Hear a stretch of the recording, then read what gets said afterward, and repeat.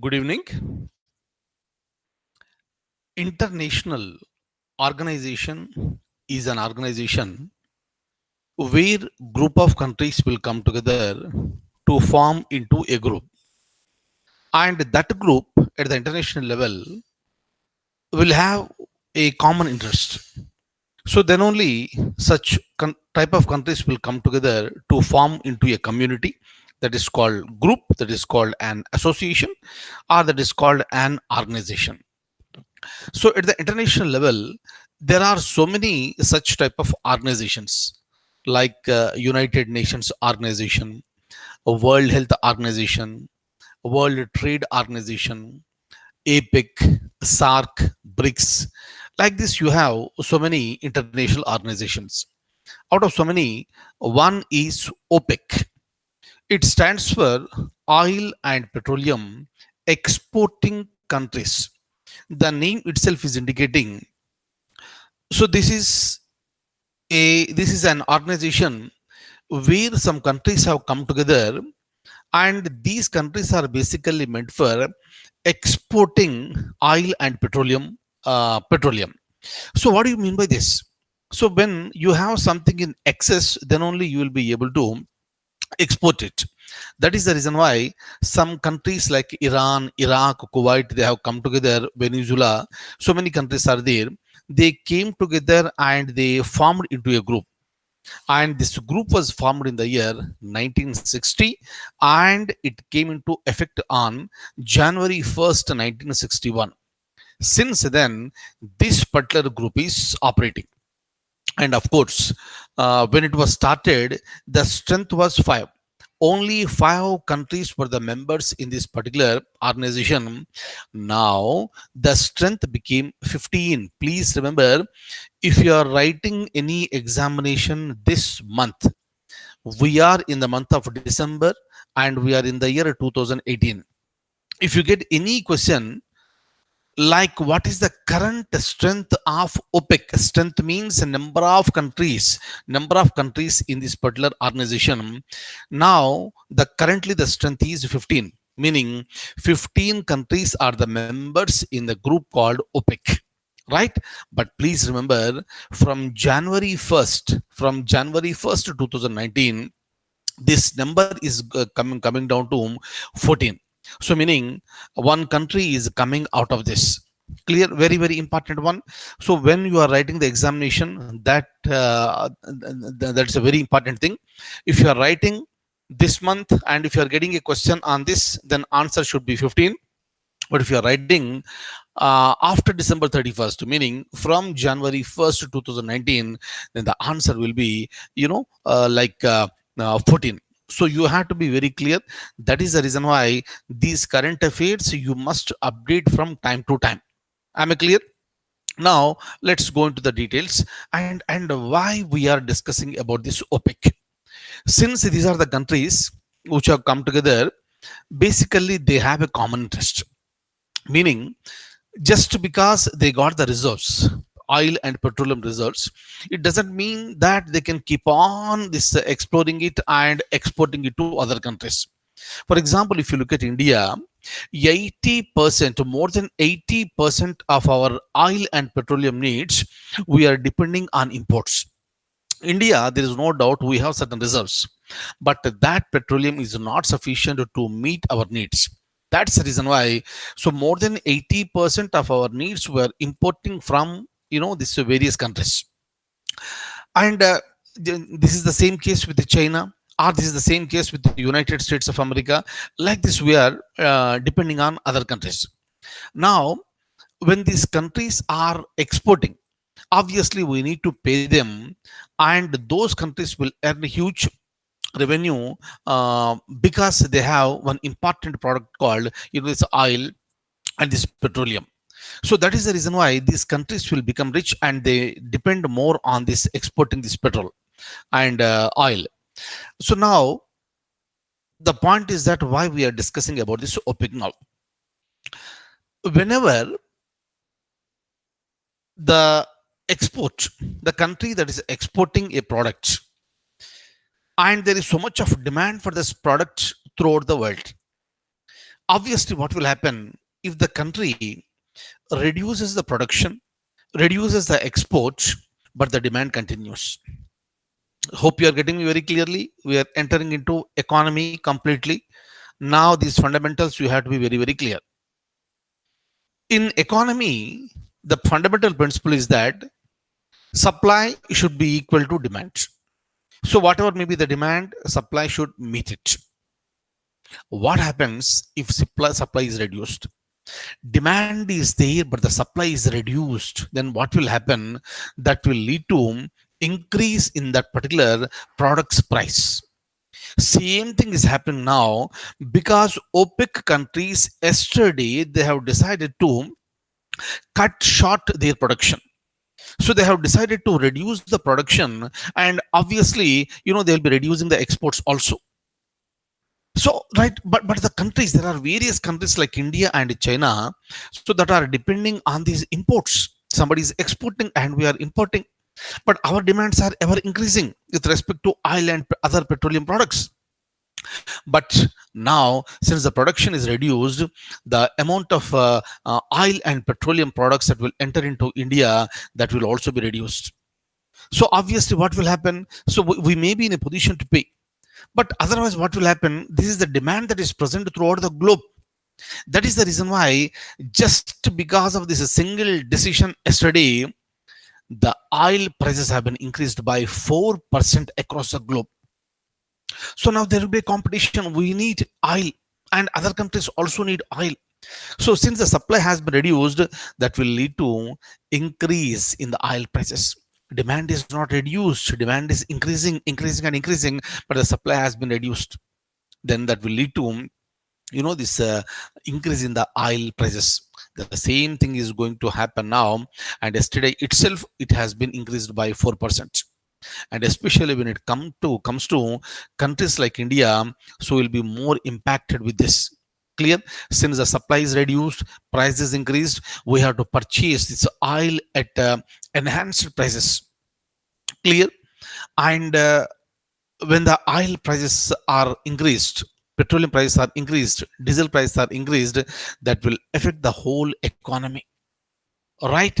And this is what is going to happen with respect to India and with respect to the entire world. Clear? That's the reason why, of course, they are supposed to take the decision 2 days back, but there was a non-OPEC country by name Russia. Russia is also, is one of the largest exporters of the oil. They wanted to take Russia also into confidence. There was a delay from Russia, but yesterday it has been confirmed, and now so there is a threshold with respect to oil. This production each day. This is a very very important aspect, and the member countries in that particular group must abide by the decision of the group. If you don't abide by this, obviously the country will be eliminated, the country will be suspended from this group, right? The same thing happened with respect to Indonesia also was one of the members in OPEC, but it has been this suspended from the group. It lost its membership. So that's the reason why, following these international organizations, especially like this OPEC, they are very very very very important for the examination point of view. Clear? Please remember this one. Apart from the prices at the international level, the taxes that are being slashed by the government in India, that is adding for increasing the oil prices further. That's the reason why, if you look at India between this 2014, after the new government came into picture, between 2014 and 2016, many times the excise, there's a tax on these petroleum products have been increased. And whenever the prices of oil at the international level are increasing, though the government is not increasing the excise tax, still the revenue to the government will increase. Yes or no?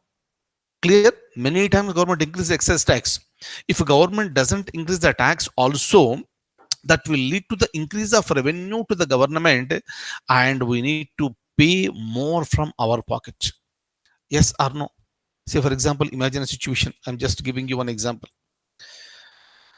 100 rupees is the cost of a product. On that, this 5% off, 5% off, this excess duty, right? How much you are paying, right? You are paying, this 105 rupees. Yes or no? Answer is yes. Clear? And imagine a situation from 100 rupees, it has been increased to 120 rupees. The price is increased to 120 rupees, but the government is not increasing the excise tax. Excise tax is still 5%. Yes or no? Answer is yes. But instead of paying 5% on 100 rupees, you are paying 5% on 120 rupees. So obviously, 6 rupees you are paying. Instead of paying 5 rupees, you are paying 6 rupees, meaning you are forced to pay more. Right? Hope you are getting this. 100 to 120. 20 rupees has been increased. Apart from that one, instead of paying tax as 5 rupees, you are paying 6 rupees as the tax. Right? Very, very, very important. So this is how, there will be so much of burden on the people. That's the reason why in the recent past, if you look at the government cut a little bit with respect to excise duty on this petroleum. Clear? So that is only an eye wash to the people, and the people will feel happy government is taking care of us. Clear? But once you know the economy very clearly, trends in the global market, trends in the domestic market, then you will be able to follow all these points. Clear? And these are all the important for you for the examination point of view. Now I'll open the document. And I'll show you the document, and look at the points. Look at this. Look at this. OPEC, it stands for oil and petroleum exporting countries. It was established in the year 1960 in Baghdad. You know where is Baghdad, right? Iraq. And it became effective from January 1961. Established in 1960, but became effective in 1961.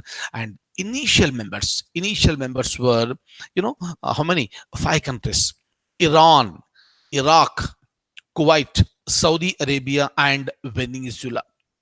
And kindly remember, since 1965, the OPEC headquarters is located in Vienna.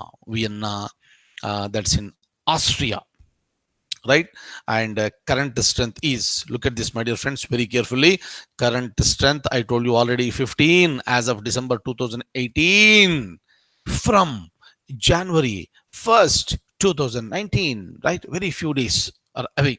Strength will be 14. Strength will be 14, and Qatar will no more be a member in this. Clear? And if you look at these OPEC countries, they contribute 44% of the global production. Huge, 44% of the global production. And it has the 81.5% of the world oil resources. Look at this. What is the mission of this OPEC? This is to coordinate and unify the petroleum policies of its member countries and ensure the stabilization of oil markets in order to secure an efficient, economic, and regular supply of petroleum to consumers and a steady income to producers. Clear? You need to supply regularly to the consumers. That's very important, right? And once you keep on supplying this petroleum to the consumers smoothly and softly, that will lead to steady income to the producers. Okay, and a fair return on capital for those investing in the petroleum industry. This is the basic idea with respect to the mission of this OPEC. Clear? And yesterday, December 7th, 2018, OPEC decided to cut oil output by 1.2 million barrels per day. BPD, this is called BPD. 1.2 million barrels per day. With this, global oil prices increased by 4%. Okay, and when it comes to our domestic, between November 12th, 2014 and January 31st, 2016, the government has raised excise duty on petroleum for 9 times, and this aggregated to rupees 9.94 a liter, right? So this is on petrol, and rupees 11.71 on diesel. Clear? What happens now with the control on the output? Think, I already explained you. Clear? I told you already, in economy, supply should meet the demand. Clear? If the supply is less, demand, this automatically increases, and that will lead to the increase of the price of that particular product, because the demand is more. Clear? And when that demand continues for a longer period of time, that will cause inflation. Inflation means, what is inflation? I told you during our economy classes. Inflation stands for persistent, consistent increase in the prices of commodities over a period of time. That is called inflation. Is that okay? So hence, my dear close friends, follow these points very closely and clearly. Look at this. Of the following is a non-OPEC nation. Meaning what? Look at the question very carefully. Non-OPEC means a country that is not a member of OPEC. Clear? Venezuela, it's a member of OPEC. Gabon, it's a member of OPEC. Ecuador, it's a member of OPEC. Russia, it's not. It's not. Answer is T. So you need to be very clear, my dear friends. Okay. The following country is the biggest consumer of oil. Consumer. Look at this. United States of America. Right.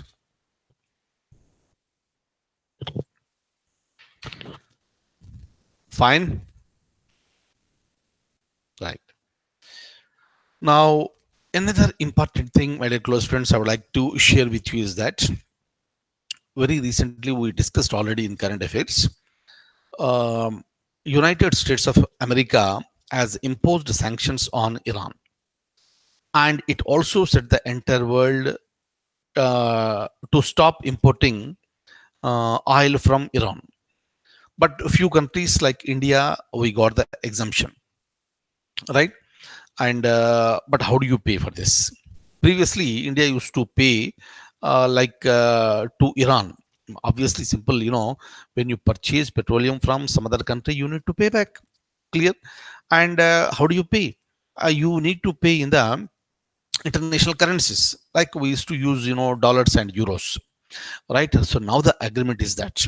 So now there is a memorandum of understanding that India can pay to the maximum extent by Indian currency, right? So that what will happen, there will be less burden even on India.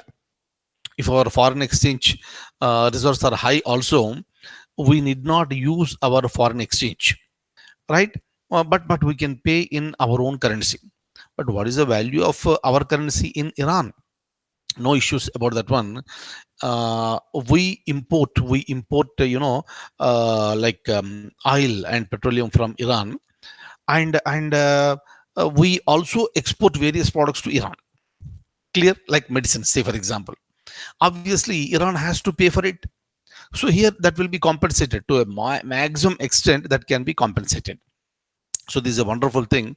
It has happened, and this MOU has been signed between India and Iran. Fine. So regarding this also, I have some information. Let me share that information with you.